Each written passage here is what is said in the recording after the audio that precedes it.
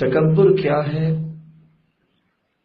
اور تکبر کے اسباب کون سے ہیں اور تکبر کی کون سی قسمیں ہیں اور تکبر کے درجات کیا ہیں اور اسلام نے تکبر کا حکم کیا بیان کیا ہے اور پھر تکبر کی مذمت قرآن و سنت کی روشنی میں کس طرح بیان کی گئی ہے، اور اگر انسان تکبر کرتا ہے تو دنیا اور آخرت میں کن کن نقصانات کا سامنا کرنا پڑے گا۔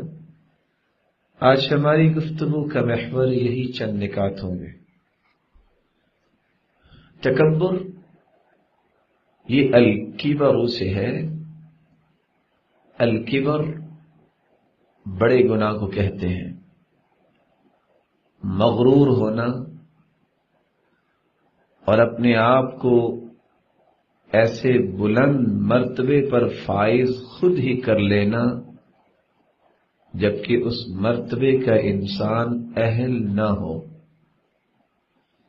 اپنے آپ کو بڑا ظاہر کرنا جبکہ وہ بڑا نہ ہو۔ کابرہ اگر عربی زبان میں لفظ استعمال کیا جائے تو اس کا مطلب ہوتا ہے دشمنی رکھنا۔ جو شخص تکبر کرتا ہے حقیقت میں مخلوق کے دلوں میں اپنی نفرت اور مخلوق کے دلوں میں اپنی مخالفت اور دشمنی خود بخود پیدا کر لیتا ہے۔ کبر علیہ الامر عربی زبان میں بولا جاتا ہے یہ کام اس پر بہت ہی دشوار ہو گیا۔ جو شخص تواضع اختیار نہیں کرتا بلکہ تکبر کرتا ہے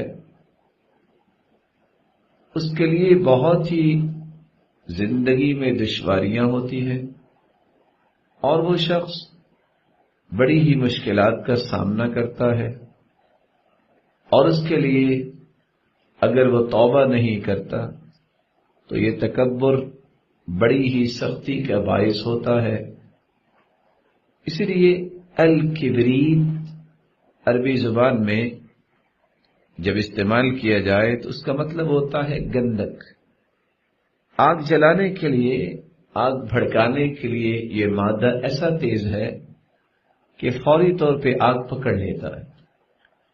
تکبر سے حقیقت میں انسان اپنے آپ کو بڑی تیزی کے ساتھ جہنم کی آگ کی طرف دھکیل کے لے جاتا ہے۔ اس لیے علماء نے تکبر کی تعریف کرتے ہوئے فرمایا ہے بطر الحق وغمط الناس۔ تکبر یہ ہے کہ حق بات کو ٹھکرا دینا، وغمط الناس اور لوگوں کو حقیر جاننا۔ اور بعض علماء نے تکبر کی تعریف کچھ یوں کی ہے استعظام النفس، اپنے آپ کو بڑا ہی عظیم ثابت کرنے کی کوشش کرنا، وَرُؤْيَةُ قَدْرِهَا فَوْقَ قَدْرِ الْغَيْرِ، اور لوگوں کے سامنے ایسے اقوال ایسے افعال پیش کرنا جس سے یہ ثابت ہو کہ میں تو بہت ہی بڑا ہوں جبکہ انسان کی حقیقت ایسے نہ ہو۔ اور بعض علماء نے تعریف کے اس زاویے کو بیان کیا ہے جہل الانسان بنفسہ، جب انسان اپنا تعارف بھی صحیح نہیں کرواتا، جہالت ہوتی ہے اپنے متعلق بھی کہ میں کون ہوں، تو یہی اس کے تکبر کا باعث ہے۔ وَإِنزَالُهَا فَوْقَ مَنزِلِهَا، اللہ تعالیٰ نے جو اسے مقام دیا ہے اس مقام سے اپنے آپ کو بڑا ثابت کرنا یہ تکبر ہے۔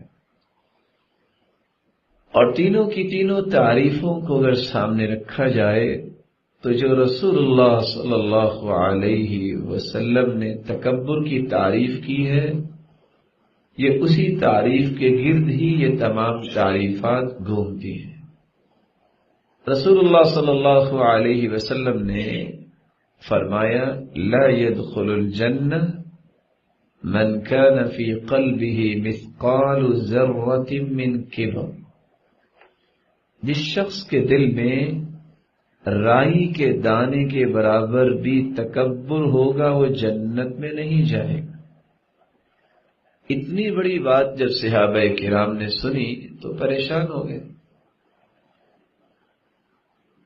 سوال کرنے لگے یا رسول اللہ صلی اللہ علیہ وسلم احدنا يحب ان يكون ثوبه حسنا ونعله حسنا،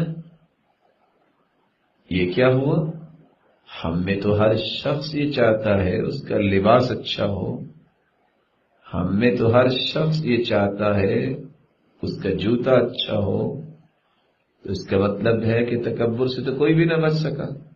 فرمایا نہیں، ان اللہ جمیل یحب الجمال، اللہ جمیل ہے اور جمال کو پسند فرماتے ہیں۔ اچھا لباس پہننا یہ تکبر نہیں، اچھا جوتا پہننا یہ تکبر نہیں۔ الکبر بطر الحق وغمط الناس، تکبر یہ ہے جب حق بات آ جائے تو اس کو ٹھکرا دینا۔ تکبر یہ ہے وغمط الناس کہ لوگوں کو اپنے سے حقیر سمجھنا، یہ تکبر ہے۔ رسول اللہ صلی اللہ علیہ وسلم نے صحابہ کرام کی تربیت کی تو ان کو یہ بات سمجھائی کہ جس حال میں اللہ تمہیں رکھے اس حال میں خوشی کا اظہار کرو۔ شکرا یا ربی شکرا، هدیت قلبی شکرا، نورت دربی شکرا،